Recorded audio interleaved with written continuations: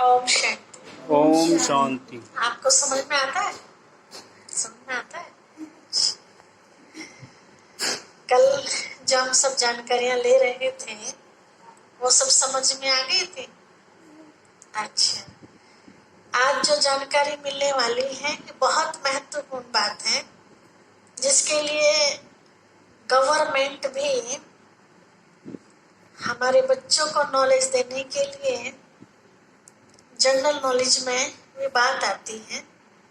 कई बार जब पेपर देते हैं बड़ी क्लास के बच्चे, तो उसमें क्वेश्चन आता है गीता का भगवान कौन है, लेकिन जो उसमें आंसर देते हैं तो वो बिल्कुल रॉन्ग है।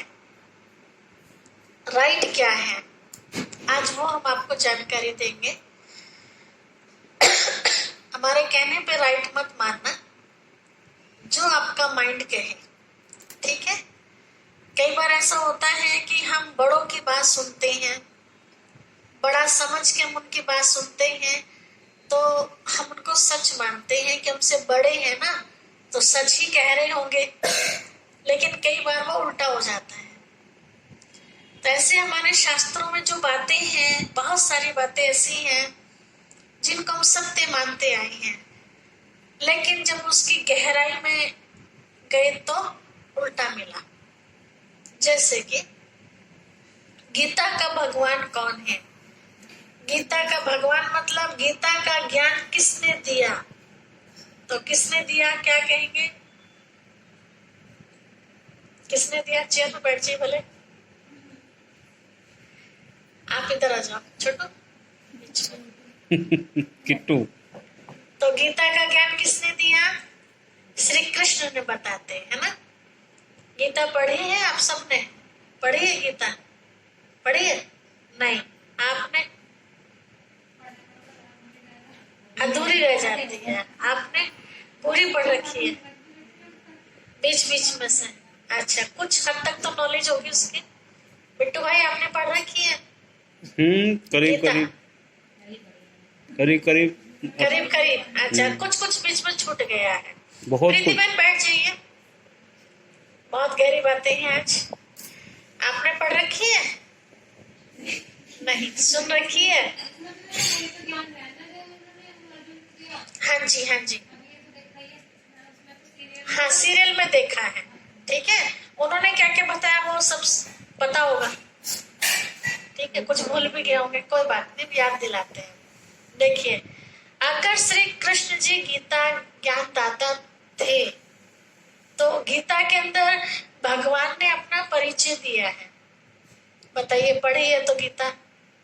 आपसे पूछूंगी मैं। अपना परिचय दिया भगवान ने गीता में कि मैं कौन हूँ, मैं कैसा हूँ, मैं कब आता हूँ, मैं किसके शरीर में आता हूँ। ये 4 बातें बताई। मैं कौन हूँ, कैसा हूँ मैं किसके शरीर में आता हूँ, मैं कब आता हूँ और क्यों आता हूँ।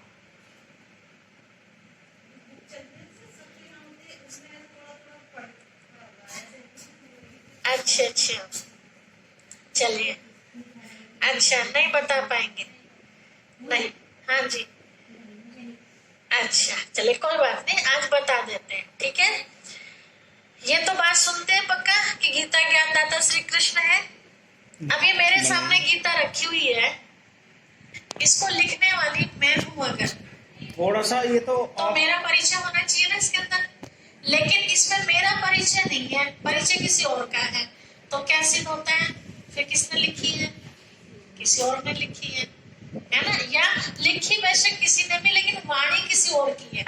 जैसे मैं बोलती जा रही हूँ, लिखने वाले कोई और है। तो गीता भी सिर्फ ऐसे ही है। गीता में भगवान ने अपना परिचय दिया है। क्या? इधर ध्यान देंगे, मैं निराकार हूँ। ये शब्द तो सुना होगा।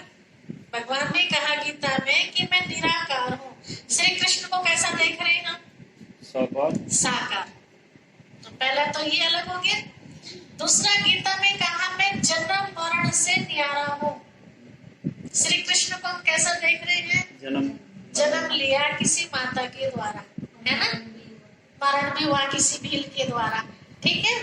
फिर दिखाते हैं भगवान ने कहा मेरे कोई माता पिता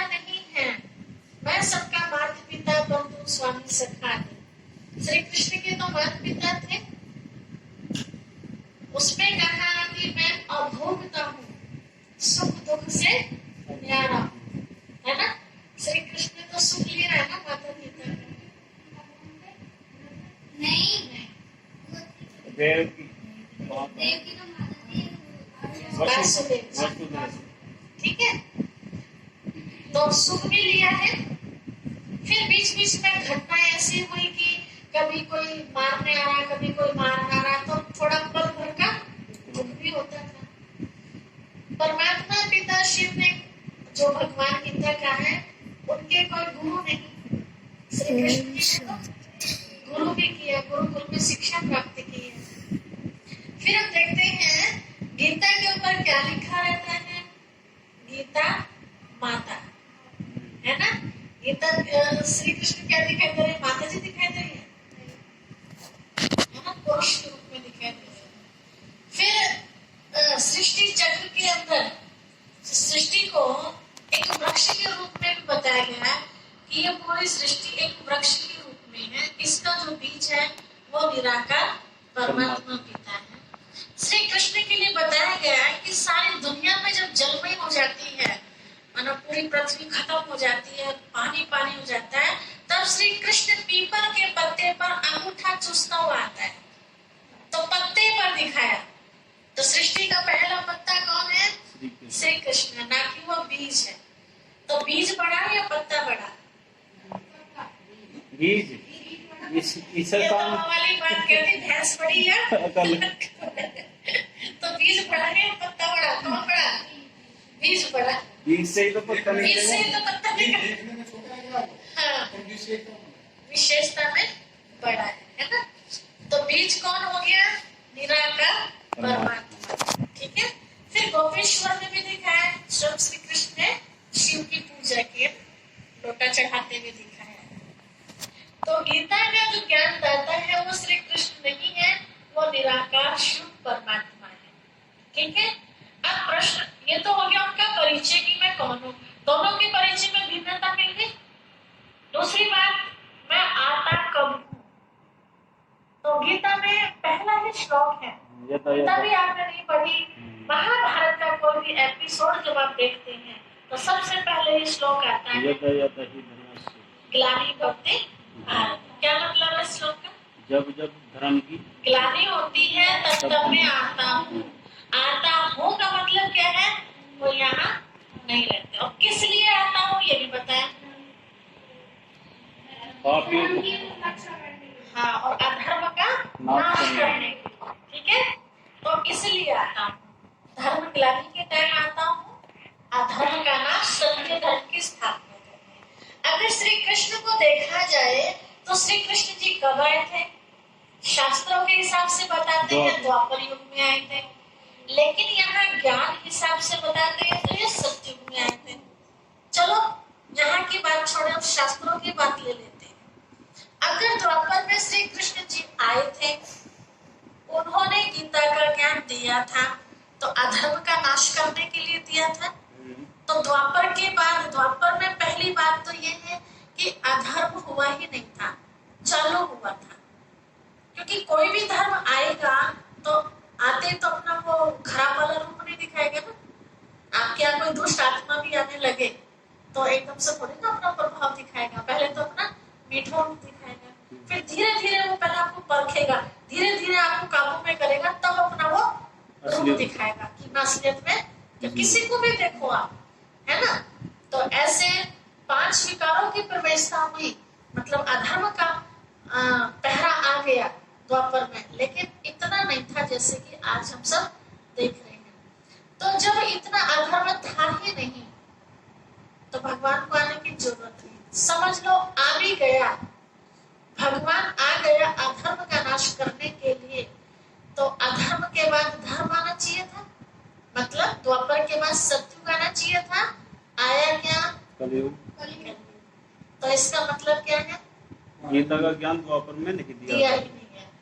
अगर दिया है तो इसका मतलब झूठा दिया।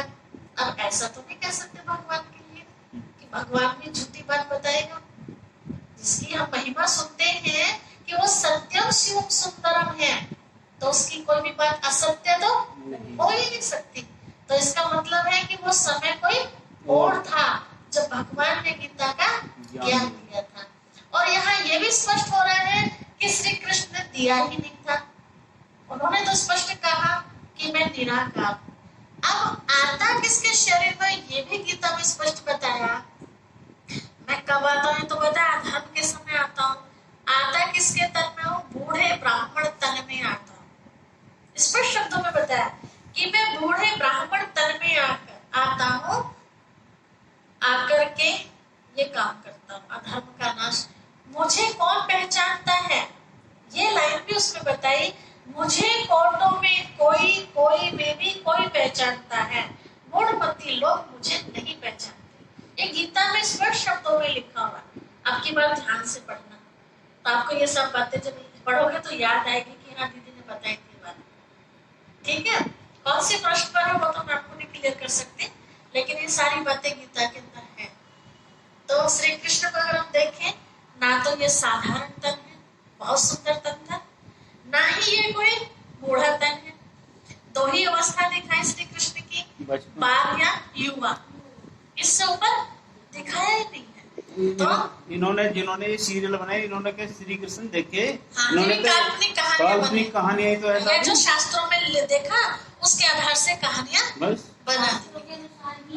अब इन्होंने एक सीरियल बनाया था, लिख लिया था क्या, उसमें दिखाया उसी जिसने श्री कृष्णा बनाई उसने लिख लिया, वही उठा कर वहां से धर दिए जी। ठीक है, तो इस तरह से यहाँ हमें स्पष्ट होता है कि गीता का ज्ञान श्री कृष्ण जी ने नहीं दिया। अब प्रश्न उठता है कहाँ दिया, फिर कहाँ और कब दिया? ठीक है, कहाँ दिया? महाभारत का युद्ध दिखाया, कुरुक्षेत्र मैदान में हुआ। किस समय दिया? शुरू में तो नहीं दिया भगवान ने ज्ञान, कब दिया?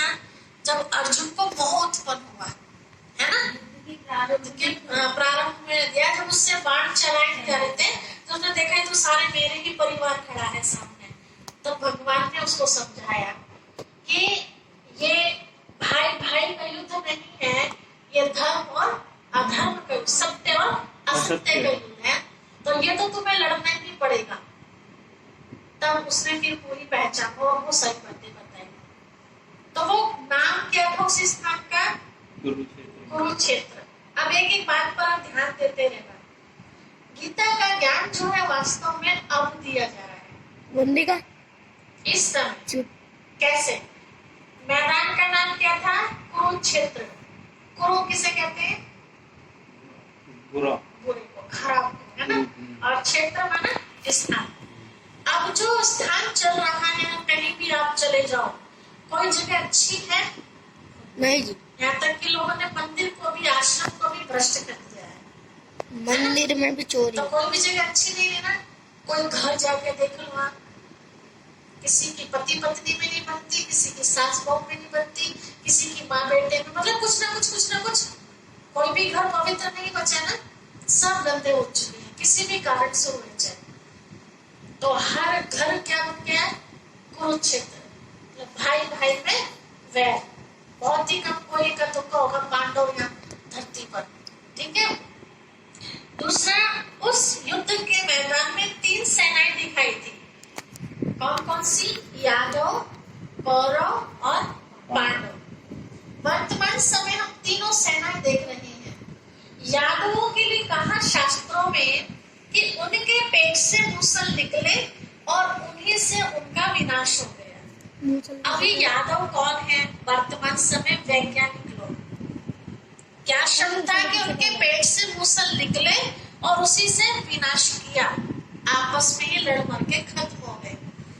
तो एक बात कहने में आती है, समझो मैं इनको कोई बात कह रही हूँ और ये बात किसी को मत बताना, और आपको पता है कि बच्चा कितना चंचल है, तो आप मुझे सावधान करोगे ना कि दीदी सावधान रहना, इससे इसके पेट में कोई बात बचती नहीं है ना। एक उदाहरण है ना, तो बात पेट में रहती है या दिमाग में रहती है? दिमाग में। कहने में क्या आता है? पेट में। ऐसे ही उनके लिए कहा कि उनके पेट से मूसल निकले। मूसल मतलब मिसाइलें। तो जो आज मिसाइलें तैयार हो रही हैं, वो पेट से निकल रही है या दिमाग से निकल रही है? और उस मिसाइल से क्या कर रहे हैं? विनाश आपस में, है ना, खत्म हो रही। ठीक है, उदाहरण के तौर पे। यूक्रेन। दूसरी पार्टी कौन सी थी? कौरव। कौरवों की कितनी संख्या थी? 100। 100 तो भाई थे बस। हाँ काफी हाँ, बाकी सेना तो गिनती से छोटी सेना बताते हैं। असंख्य। हाँ, अनंत, गिनती से बाहर। जी हाँ जी, तो गिनती से बाहर हो गई थी। तो कौरव कौन थे? जो परमात्मा से विपरीत थे। तो आज के समय कितने हैं कौरव धरती पर? सारे कौरव ही है। गिनती कर सकते हैं? नहीं कर सकते, है ना। तीसरी पार्टी कौन सी थी? पांडव। पांडव मतलब जो भगवान से प्रेम करते थे। वो कितने थे? 5। 5 मतलब मुट्ठी भर, थोड़े से लोग। तो आज के टाइम पांडव कितने दिखाई देते हैं धरती पर? मुट्ठी भर ही है ना, थोड़े से। ठीक है, तो गीता का जो ज्ञान मिला वो किसको सुनने को मिला? पांडवों में भी विशेष अर्जुन को। ठीक है, पांडवों में विशेष अर्जुन ही था जो भगवान को हमेशा अपने साथ रखता था। अर्जुन के रथ में बैठ करके भगवान ने गीता का ज्ञान दिया था। युधिष्ठिर के रथ में या भीम के या नकुल सहदेव के रथ में बैठ के नहीं दिया था। गीता में बहुत अच्छा शब्द कहा अर्जुन के लिए, जो ओटे सो अर्जुन, मतलब जो भी गीता के ज्ञान को जीवन में उतारता है वही अर्जुन है। कोई एक अर्जुन की बात नहीं है। क्या एक अर्जुन को अधिकार था गीता के ज्ञान का? हम सभी तो गीता के ज्ञान को पढ़ते हैं ना, और अमल में लाने की कोशिश भी करते हैं। तो हम भी कौन हो गए? अर्जुन। अर्जुन ही हो गए ना। तो वहां दिखाया, घोड़े गाड़ी के रथ में बैठ के गीता का ज्ञान दिया, वो तो श्री कृष्ण के लिए बताया। अब परमात्मा ने कहा मैं निराकार हूँ। तो अर्जुन कौन है? वो शरीर को कहा घोड़ा गाड़ी का रथ। ठीक है, अर्जुन कौन है? आत्मा। तो श्री कृष्ण की जो आत्मा है, फर्स्ट जन्म में सतयुग में ये श्री कृष्ण के रूप में थी, यही त्रेता में श्री राम के रूप में रही, यही द्वापर में राजा विक्रमादित्य के रूप में रही, यही 84वें जन्म में साधारण रूप बना जो ब्राह्मण का तन बताया। श्री कृष्ण के 84वें जन्म में, जन्म का भी लास्ट समय, मतलब शरीर का भी लास्ट आ गया, 60 वर्ष की उम्र के आसपास, उस समय निराकार परमात्मा पिता ने प्रवेश किया। तो वो शरीर एक रथ है। तो अर्जुन के रथ में बैठ करके भगवान ने गीता का ज्ञान दिया, मतलब प्रजापिता ब्रह्मा बाबा के भ्रुकुटी के बीच में बैठ के उस निराकार शिव बाबा ने गीता का ज्ञान दिया। तो ये रथ हो गया, वो अर्जुन की आत्मा, और उसी रथ पर, एक रथ पर 2 सवार हो गए ना, अर्जुन भी और श्री कृष्ण भगवान शिव बाबा भी। ये है बात समझने की। वो रथ घोड़े गाड़ी वाला नहीं, ये शरीर रूपी रथ। वो कुरुक्षेत्र मैदान नहीं, ये घर घर युद्ध का मैदान है। भगवान ने कोई जंगल में ज्ञान नहीं दिया था। जहां तीनों सेनाएं मौजूद थी, सभी थे, वहां ज्ञान दिया था। तो भगवान शिव बाबा को जंगल में ज्ञान नहीं देता, आपके घर में आके ज्ञान दे रहा, माध्यम किसी को भी बना रहा है चाहे। ठीक है, ये गीता का। अब आप कहेंगे श्री कृष्ण अगर भगवान नहीं था, अगर महाभारत आपने ध्यान से देखी हो, अब इन चैप्टरों को ध्यान से देखना, आपको सारा समझ में आ जाएगा। जिस समय पांडवों को 1 वर्ष का अज्ञातवास मिला था, 14 वर्ष तो पूरे हो गए थे, फिर 1 वर्ष मिला था, है ना। और उसमें ये शर्त रखी गई थी, अगर मिल गया 1 वर्ष में कोई भी, तो दोबारा से फिर वही चालू हो जाएगा, है ना। तो वो छिपने के लिए किसी राजा के यहाँ पहुंचे थे। देखो, देखा आप सबने, वहां गुप्त रूप में गए। उससे पहले क्या किया उन्होंने? अपने जितने भी अस्त्र शस्त्र थे वो सारे कपड़े में बांध के पेड़ पे लटका दिए थे। ठीक है, फिर जब उस राजा पर आक्रमण करने की बात आई कौरवों की, तो उनका पुत्र, हाँ राजा का पुत्र था वो, हाँ जो भी था, मुझे नाम याद नहीं, ठीक है, भंडेला के रूप में वहां अस्त्र शस्त्र उठाने गए थे। तो उस राजकुमार को विश्वास नहीं आया था कि किसके अस्त्र शस्त्र है। तब अर्जुन ने कहा था ये गांडीव अर्जुन की है, ये गदा भीम की है, ये भाला युधिष्ठिर का है, ये उसका। तो उसको विश्वास नहीं आया था। उसने एक प्रश्न करा था अर्जुन से कि अगर सच में ही आप अर्जुन हैं तो आप अर्जुन के 10 नाम गिनती कराइए। देखो कैसी परीक्षा ली थी उनकी, तो सच में अर्जुन ही था। तो अर्जुन ने अपने 10 नाम गिनती कराए, उस 10 नाम में से एक नाम उसने अपना कृष्ण बताया। अब बताइए अब इसका मतलब क्या है? 10 नाम में से एक नाम उसने अपना कृष्ण बताया, तो इससे सिद्ध हो रहा है कि कृष्ण ही कभी अर्जुन था और अर्जुन ही कभी कृष्ण था। तो अब हमें ये बात समझ में आती है कि वही आत्मा सतयुग में श्री कृष्ण थी और वही आत्मा जन्म लेते लेते त्रेता में आई, फिर द्वापर में आई, फिर कलयुग में आई, कलयुग के लास्ट में आके साधारण बन गई, फिर परमात्मा ने उनके तन में प्रवेश किया और ये आत्मा को पतित से पावन बनने का ज्ञान दिया। यही वो अर्जुन की आत्मा है। शरीर अलग अलग है, आत्मा वही है। जैसे किसी जन्म में राजा तो किसी जन्म में वो भिखारी बन गया, आत्मा तो वही है ना। जन्म का फेर हुआ तो शरीर की रूपरेखा भी चेंज हो गई। तो अर्जुन और श्री कृष्ण कोई अलग अलग नहीं। स्पष्ट, ये मैं आपको शास्त्रों की बात, मेरी अपनी बनाई हुई बात नहीं है। तो यहाँ भी स्पष्ट हो गया। इसका मतलब गीता ज्ञान दाता कोई और, तो वो कौन है गीता ज्ञान दाता? वो निराकार शिव बाबा है। ठीक है, अब वो समय चल रहा है जब गीता के ज्ञान की आवश्यकता है।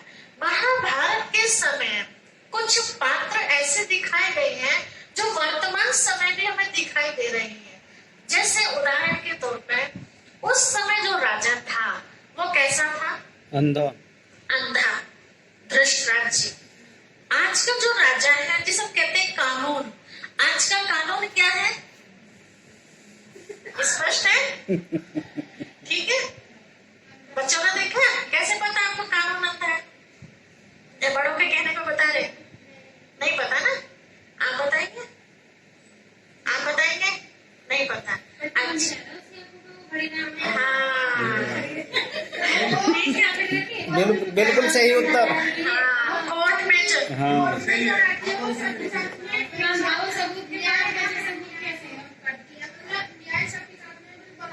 बराबर करती है। आंख में तो पट्टी बंध रही, उसे क्या पता? हाँ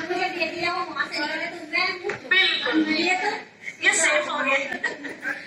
ठीक है, तो इसे कहते हैं अंधा। तराजू ली हुई है लेकिन उसे पता कैसे चलेगा कौन सा पटला भारी कौन सा हल्का? जब आपकी आंख में पट्टी बांध दे, तराजू आपको दे दे, आपको क्या पता कौन सा पटला ऊपर जा रहा नीचे जा रहा?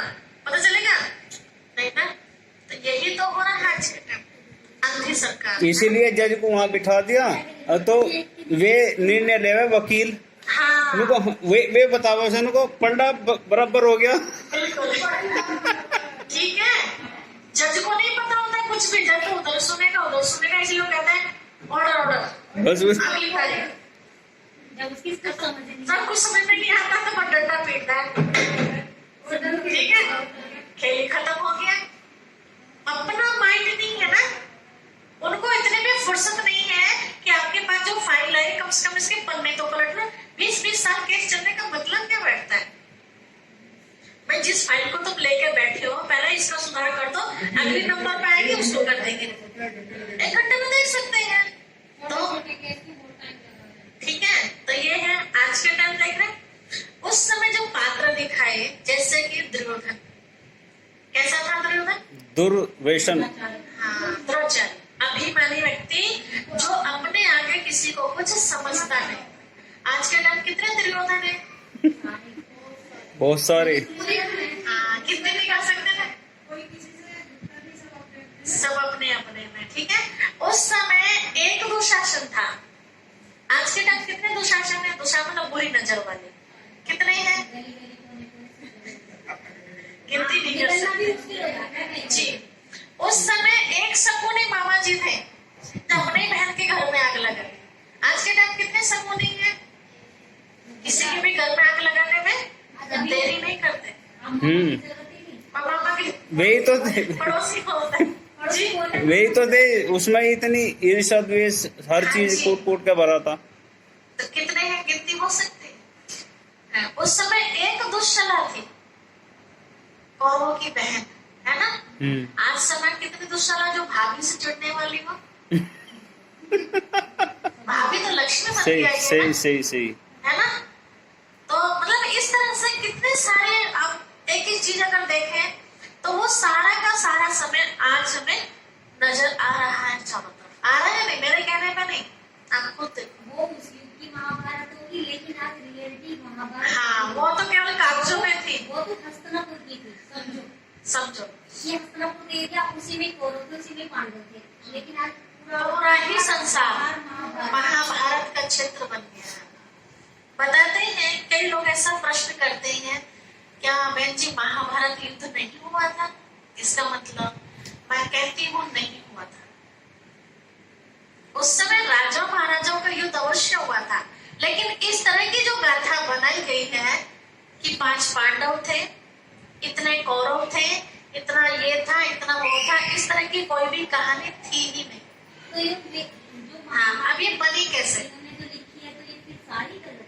हाँ, कुछ ऐसे हुआ जैसे अभी सृष्टि का परिवर्तन होने वाला, कलयुग खत्म होके सतयुग आने वाला है। ये जितने भी पत्थर के, ईंटों के मकान देख रहे हैं, ये सब कुछ तहस होने वाले हैं। यहाँ सोने की नगरी बनने वाली है, तो उलट पुलट होगा। इसे कहते हैं खेड़ा पलटना। कहीं पहले भी खेड़े पलटे हैं ना, अब सारा ही पलटेगा। तो कई जगह आप ऐसे देखते हैं, बहुत सारी किताबें हैं, गोदाम का गोदाम भरा हुआ, जैसे हरिद्वार आदि में आप चले जाओ, धार्मिक किताबों का। तो जब चीज नीचे दब जाती है तो वो सारी की सारी खत्म नहीं होती है। जैसे समझो इतनी मोटी किताब है, तो उसके चारों तरफ के कोने कोने गल के खत्म हो गए, लेकिन बीच का कुछ हिस्सा बच गया। ऐसे अब ये सारी दब जाएंगी, सतयुग आ जाएगा, फिर त्रेता आएगा, फिर द्वापर जब आएगा तो द्वापर में फिर उलट पुलट होगी। देवताएं जब अपना अच्छा मार्ग छोड़ के शैतान का मार्ग पकड़ेंगे तो प्रकृति हलचल में आएगी। प्रकृति मतलब 5 तत्व, जल, वायु, अग्नि, आकाश, पृथ्वी, जो देवताओं के वशीभूत थी, कभी देवताओं की सेवाधारी थी, है ना? लेकिन जब देवताएं मार्ग बदलते, अपना मार्ग चेंज करते हैं, तो प्रकृति को भयंकर गुस्सा आता है। उस समय तो प्रकृति अपना रूप दिखाती है, तो फिर हलचल होती है, पृथ्वी उलट पुलट होती है। तो उलट पुलट में वो सोने के महल नीचे, जो आज तक हम सुनते थे कि सोने की द्वारिका नीचे चलेगी, और ये द्वापर कलयुग का माल ऊपर। तो ऊपर हूबहू तो आएगा नहीं। जैसे अभी कई बार आप सुनते हैं सोने की खाने निकल रही है, तो सोना कोई पैदा थोड़ी हो रहा है। वो जो महल के महल दबे हैं, तो महल थोड़ी निकलेंगे। कैसे निकलेंगे? वो ढेर हो जाएगा ना। धातु ही तो है एक सोना, है ना? वो पिघल पिघल के ऐसा इकट्ठा एक ढेर हो गया, पत्थर हो गया, इस तरह से। तो ऐसे में जब द्वापर में ये चीजें निकलेंगी तो हूबहू तो निकलेगी नहीं। कहीं से किसी का पेज निकल गया, कहीं से किसी की कोई पॉइंट हाथ आ गई, तो द्वापर में भी ऊपर से महान आत्माएं आती है नीचे, उनका तो माइंड बिल्कुल प्योर होता है ना। तो एक ही पॉइंट मिली, उसी पॉइंट को लेके बहुत लंबा चौड़ा लेख लिख देते हैं। जैसे कोई आज लेक्चरर होते हैं, उनको हम एक पॉइंट दे दीजिए बोलने के लिए, टॉपिक, उस टॉपिक पर कितना लंबा चौड़ा भाषण कर देते हैं, कितना लंबा हो जाएगा, है ना? ऐसे उस समय महान आत्माएं, तो कहीं से कोई पॉइंट मिली, कहीं से कोई, कहीं से कोई, कहीं से कोई, उनको अनुमान से उस समय कुछ बातें सत्य, उस समय कुछ बातें सत्य और कुछ बातें अपनी बना के उसके अंदर। तो इसलिए कहावत है बड़े बुजुर्गों की, कहीं की ईंट कहीं का रोड़ा, भानुमती ने कौन बात जोड़ा, है ना? मतलब कहीं कहीं की बातें इकट्ठी हो के वो एक शास्त्र तैयार कर दिया गया है। इस तरह हुआ। हम ये नहीं कहते खून खच्चर नहीं हुआ, आज इतिहास गवाह है हमारा भारत का, खून खच्चर हुए हैं, लेकिन राजाओं महाराजाओं के आपस में, ना कि कौरव और पांडवों के। अब प्रश्न ये उठता है, कई भोले भाले इस तरह की बात करते हैं, अच्छा बच्ची आप ये बताइएगा, महाभारत का युद्ध कुरुक्षेत्र में नहीं हुआ था, तो वहां की मिट्टी आज भी लाल है। ठीक है, अब अपनी बात पढ़े है ना। मैं आपसे प्रश्न पूछती हूँ कि कहीं पर भी मिट्टी में ब्लड गिरता है, तो क्या सचमुच वहां की मिट्टी लाल हो जाती है? कैसी होती है? मटियाली। काली हो जाती है मिट्टी वाली। देखा भी होगा, कहीं पड़ा हुआ है। कई बार आपने देखा होगा हमारे हाथ में भी चोट आ जाती है और सही वो कह ब्लड रहे। निकलता नहीं है, हाँ, काली हो तो जाओ। वहां जब जाना तो काला हो जाता है। तो वहां की मिट्टी लाल कैसे हो सकती है? वहां का स्पेशल पड़ा था क्या? सारी मिट्टी, ठीक है। आज कितनी जगह आप मिट्टी वैरायटी देखते हैं, है ना? कहीं सफेद, कहीं पीली, कहीं थोड़ी थोड़ी लाल, कहीं गेरू, इस तरह से। तो कहीं लाल काली, कहीं कहीं हरी टाइप की भी निकलती है ना, काली टाइप की, इस तरह से। तो इसका मतलब ये नहीं कि वहां कोई खून की नदी बही थी। ये तो प्रैक्टिकली देख लिया आपने, तो बात ही खत्म होगी कि वहां खून की नदी बहे नहीं, ठीक है। तो गीता का ज्ञान अब दिया जा रहा है। अधर्म का नाश करके सत्य धर्म की स्थापना का कार्य अब चल रहा है। अब सत्युग आना है, कलयुग समाप्त, सत्यों की स्थापना का कार्य चल रहा है, ठीक है। अब चित्र उतार दीजिए। अभी इसमें से कोई प्रश्न है तो पूछिए, ठीक है। गीता ज्ञान का मतलब क्या है? आत्मा के अंदर जो बुराइयां हैं, गीता में स्पष्ट बताया गया, आत्मा कर्मों अनुसार अपना ही शत्रु, अपना ही मित्र बनती है, अपना ही शत्रु कब बनती है? जैसे आपने जिंदगी में अनुभव किया होगा बहुत बार कि आप बहुत किसी ऐसे व्यक्ति को देखते हैं कि ऐसा कोई नीच कर्म कर बैठता हो, सब उसको थू कर देते हैं, है ना? उसको बहुत गिल्टी फील होती है, ऐसा उसका मन करता है कि वह इससे अच्छा तो मैं मर जाऊं, लोग मुझे मान सम्मान देते नहीं है, सबकी नजरों से मैं गिर गई हूँ, है ना? तो उस समय आत्मा क्या बन गई? अपनी शत्रु बन गई, है ना? उस समय आप उसे समझाओ भी ना, कोई बात नहीं, गलती हो गई है, सबसे हो जाती है, भगवान जी से माफी मांगो, भगवान माफ कर देगा, बड़ों से माफी मांगो, सब ठीक हो जाएगा। लेकिन वो अपने आप में इतने हीनता वाली भावना फील करती है कि उसका जीने को मन नहीं करता, या किसी और कारणवश सभी उसे परेशान कर रहे हो तो तंग हो जाते हैं ना, या किसी बीमारी के वश तंग हो जाते हैं, तो अपने आप को खत्म करने की कोशिश करते हैं। तो खत्म करने की कोशिश कौन करता है अपने आप को? जो अपना शत्रु होता है, और जिसे अपनी जिंदगी से प्यार होता है, जिससे अपनी जिंदगी से प्यार होता है, उसे कोई खत्म करने की बात कहे तो कैसा लगेगा उसको? अच्छा लगेगा, बचाव करेगा, है ना? कितने लोग ऐसे जो कहते हैं हमें तो मौत भी ना आती, अपने आप ही, है ना? क्यों परेशान हो गए? बहुत काम करना पड़ता है।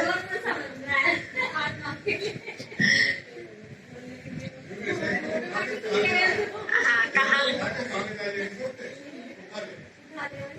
लेकिन अगर सचमुच उठाने आ जाए तो जाएंगे। हाँ, मेरे औलाद का क्या होगा? वो नाटक देखना, भैया आपको नाटक दिखाएंगे, ठीक है, स्वर्ग में सीट खाली, उसमें एक ममता माता होती है, बुढ़िया, है ना? हाँ, तो वो क्या कहती है, ये भगवान बस तुम मुझे उठा ले। और जब नारद जी लेने आ जाते हैं तो क्या कहते हैं, दुनिया भर में नहीं मिली तुझे, कोई और का मिला? अभी मेरे और एक डंडा दिखा देती है नारद को। अभी मेरे पोते की शादी है। जी हाँ, मेरे पोते की शादी है, ये मिलेगा। तो बताइए, हाँ, पोता मर जाता है, फिर भी तो ऐसी कैसी रही, और क्या? ठीक है। ये डंडा मेरे को चाहिए भाई, समझाने के लिए, ठीक है। तो अपना ही शत्रु बन गई जब दुखी होगी आत्मा। अब दुखी किस वजह से हुई? अपने ही कारण से हुई ना। आत्मा अपना ही मित्र है। जब हमारी जिंदगी बहुत अच्छी चलती है तो कोई चाहता है शरीर छोड़ना, कहते भगवान मैं थोड़ा सा सुख और देख लूं, थोड़ा सा ये भी देख लूं, है ना? तो अपना ही शत्रु, अपना ही मित्र है। परमात्मा पिता कब आते हैं तब इस तरह की दुनिया में हालत हो जाती है।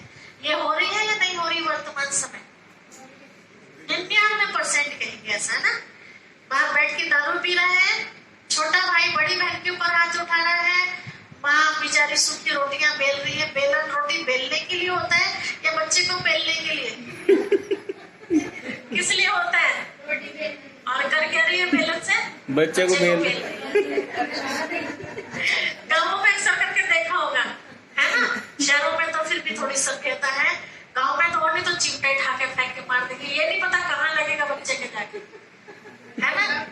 गोसे उठा के फेंक के मार देंगे, जो हाथ में आएगा वही, क्योंकि कोई इतने परेशान है बेचारे, ऊपर से बच्चा परेशान कर रहा है ना। ऐसे घर में अगर कोई मेहमान भी आ रहा होगा दरवाजे पर और वो अंदर के, तो क्या होगा, वापस चला जाए।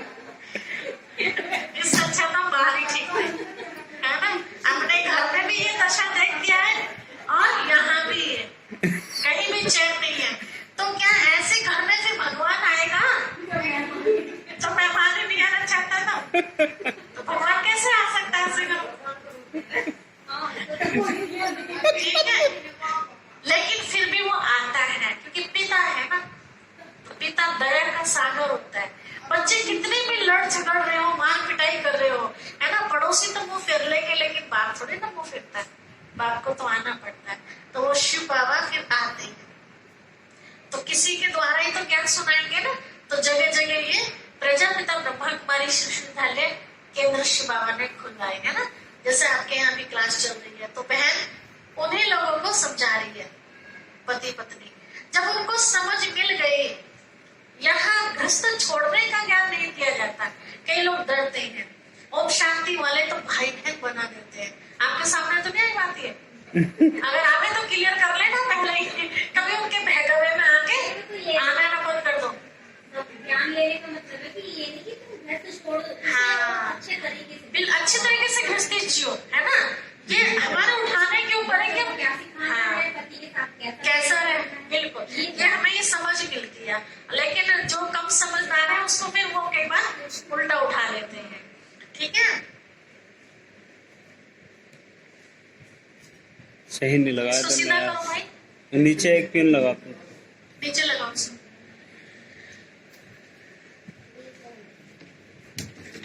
तो यहाँ इन दोनों को ज्ञान मिला, समझ मिल गई।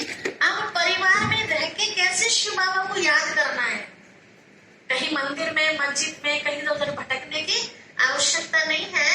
अपना बुद्धि का कनेक्शन शिव बाबा से आप कैसे लगाइए। ये देख रहे हैं तार दिखाई दे रही है, अब कनेक्शन जोड़ना सीख लिया। अब रोज तो स्कूल में जाने की जरूरत नहीं ना, हमें पढ़ना आ गया। हाँ टाइम है तो आना चाहिए, टाइम नहीं है तो अपने परिवार में आप कर सकते हैं, ठीक है। कोई बंधन नहीं है कि रोज रोज सेंटर पर जाना ही है, ऐसा कुछ नहीं है। तरीका सीख लिया, टाइम पर वही भाई ऑफिस में जाने लगा जो बैठ के दारू पीता था, तो बुराई छूट गई। अब समझते हैं जब मेरी बुराई में जो पैसा जा रहा था, अब वो पैसा कहाँ लगने लगा, अच्छाई में, अपने घर परिवार की तरक्की में, या कहें जहां से हमें ज्ञान मिला उस केंद्र की तरक्की में। वेस्टेज जो बचा, जो दारू में लग रहा था पैसा, अब वो घर में बचने लगा। पहले घर की हालत क्या थी, कहीं बोर्ड वोट दिखाई दे रहे, कुछ नहीं, मतलब सूखा रूखा, वही घर की कंडीशन। वो घर देखो और ये घर देखो, कहाँ सूखी रोटियां बन रही थी और यहाँ पकवान बन रही है। कहाँ भाई बहन लड़ रहे थे, कहाँ भाई बहन एक ही साथ टेबल पर बैठकर भोजन कर रहे हैं। किसकी याद में बना, माता जी किसकी याद में बना रही है, शिव बाबा की। तो खाने वाले को भी किसकी याद आ रही है, शिव बाबा। तो शिव बाबा शांति का सागर, तो भोजन में क्या भर रही है, शांति। तो खाने वाले को भी क्या मिल रही है, शांति, है ना। अब ये पकवान क्या चीज है वास्तव में, आपने देखा होगा, आपने बहुत कुछ चीजें घर में बनाई है, लेकिन कलह कलेश में बनाई है। कई बार त्योहार पर बनाते हैं, अंदर से मन नहीं है बनाने का, लेकिन मजबूरी है कि सबके घर में दिवाली है, कचौरियां बन रही है, ये बन रहा, और हमारे घर में नहीं बनेगा तो बच्चे उदास हो जाएंगे और पैसा जेब में है नहीं। होता है ना कई बार टेंशन, बनाना भी है और कंडीशन भी ठीक नहीं है, तो खुशी खुशी तो वो चीज बनती नहीं ना। कोई गेस्ट भी आ रहे हैं, उनका स्वागत तो कर रही है, लेकिन अंदर में कुटुर कुटुर हो रही है, क्योंकि हमारे पास इतनी क्षमता नहीं है कि हम उनका अच्छी चीजों से स्वागत कर सके। तो वो जो हमारी सोच है, अंदर की जो चिंतन है, जो चिंता के रूप में, वो सारी किस में जा रही है, खाने में, भोजन में जा रही है। तो खाने वाले को भी फिर वही चीज मिलेगी। बनाई आपने बहुत शुद्धता से है, उसमें लहसुन प्याज भी नहीं है, नहा धो के बनाया, बर्तन सब स्वच्छ है, लेकिन मन तो स्वच्छ नहीं है ना। तो मन जो सोचते हैं वो सारी तिरंगाएं निकलती है, वो सारी भोजन में अंदर ऐड होती है, फिर उसके साथ मिक्स होगी, फिर जिसको हम परोसते हैं वो चीज उसके साथ जाती है, उसकी स्थिति भी ऐसी हो जाती है। इसलिए आपने देखा होगा घरों में जो बड़े बुजुर्ग पहले होते थे ध्यान देते थे इस बात का कि भोजन बनाने वाले का मन बड़ा शुद्ध होना चाहिए, शांत होना चाहिए, कलह कलेश वाली भोजन ना बनाए तो अच्छा है, गुस्से में खाना नहीं बनाना चाहिए। तो बहुत सारी चीजें बनाई लेकिन उसका अंदर प्यार नहीं है, तो वो चीज लगेगी बच्चों को, लगेगी नहीं लगेगी ना। जैसे मैं नाम नहीं लेती, मैंने एक जगह देखा अभी 4-5 दिन पहले, उनके 3 बच्चे हैं, एक बेटी 2 बेटे। छोटा सा बच्चा था, बेटी बड़ी है, बेटे छोटे हैं। तो उनके घर में आइसक्रीम का काम होता है, तो लगभग 1 क्विंटल के आसपास दूध उनका फूकता है, मैंने खुद अपनी आंखों से देखा। तो बच्चा शाम को रोटी खा रहा था, तो उस बच्चे ने थोड़ा सा वो रबड़ी मांग ली। तो पहले तो मना कर दिया कि नहीं नहीं रोटी नहीं है क्या खाने के लिए, देखो कमा किसके लिए दे, सोचो, है ना। और बच्चे ने वो रबड़ी कहा चल ले ले थोड़ी सी, और उसने बच्चे ने 1 चमचे के बदले फिर दूसरा चमचा और ले लिया। अच्छी लगती ना रबड़ी तो। और जिस घर में बंधन होता है, आपने देखा होगा जहां बंधन आप डालेंगे तो अनुभव में जी करेगा, और जहाँ स्वतंत्रता होती है ना वहां जी रखी रहती है ना, मन नहीं करता खाने को। तो बच्चे ने ले लिया। मैं देख रही थी उसे, मुझे इतना दिल दुखा, मैंने कहा कमा किसके लिए, मैंने पिताजी से भी ये बात की, मैंने कहा बताइए क्या बच्चे को लगेगी वो चीज, तो कहा तेरा पेट इसी से भरेगा, रोटी पतला खाइए। आप बताइए वो इतना पैसा बिल्कुल ₹15 जितनी भी खाई होती तो वो भी बेमन से, बच्चे का कितना दिल दुखेगा। तो बच्चे चोरी से भी तो खा सकते हैं ना बाद में, तो घर में माल रखा रहता है तो कितना भय। तो हाँ, वही रबड़ी ना लेके अगर प्यार से पानी भी मिलेगा तो वो अमृत से बेहतर है ना। तो यहाँ ये दिखा है कि प्यार से भोजन बन रहा है, तो उस सूखी रोटी के अंदर भी सब कुछ भरा हुआ है। जैसे बताते हैं कहानी में कि एक बार 2 फैमिली को अपने घर में ब्राह्मण जी को भोजन कराना था। भोजन का असर कितना गहरा होता है मैं आपको बता रही हूँ।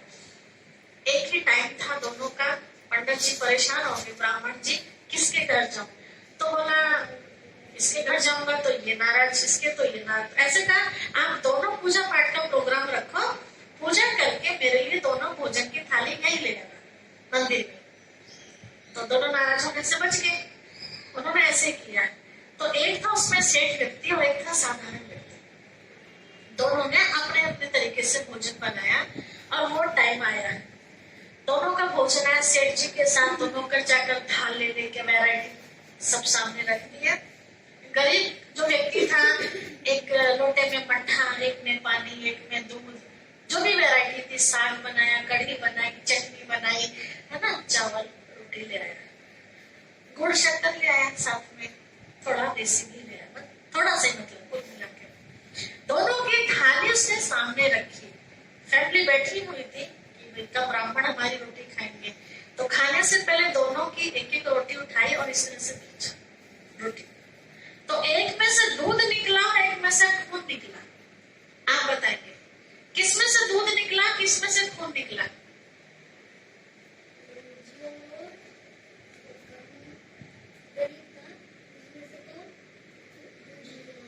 खूब क्या निकला? दूध। गरीब के में से दूध निकला। हाँ, और दूसरा? हाँ, ताली बजाएंगे। ठीक है, अब क्यों ऐसा? अब ये और बता दीजिए।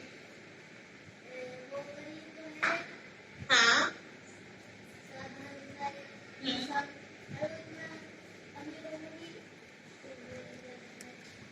नहीं नहीं नहीं, ऐसा नहीं। मतलब परेशान। हाँ बताइए बताइए। जो गरीब था वो मन से खाना लाया था, हाँ। और जो वो सेठ था वो अपने मन से नहीं लाया था, वो दुखी होकर लाया था। नहीं दुखी होके तो वो अपने मन से नहीं लाया था ना। अच्छा, नहीं मन से लाए थे तभी तो ब्राह्मण को बुलाया था। और मन क्या? से तो नहीं लाए।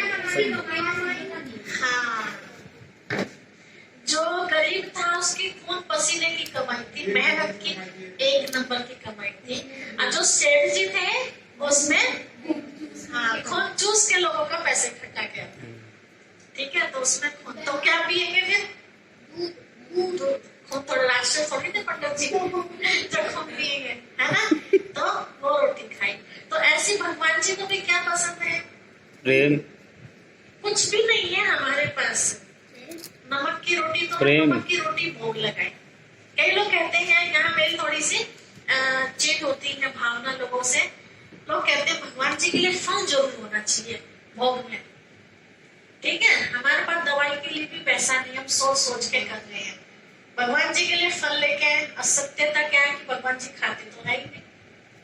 ठीक है, तो भगवान जी स्वीकार क्या करेंगे? आप आपके घर में बड़े बुजुर्ग हैं,